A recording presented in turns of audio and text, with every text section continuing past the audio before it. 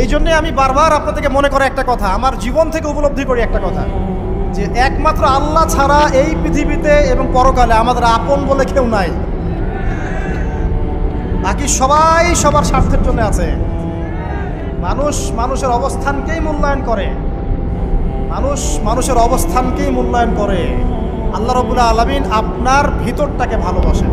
দেখেন, আপনি যখন নামাজ পড়েন নাই, আল্লাহ পাক কিন্তু আপনাকে ধ্বংস করে দেন নাই।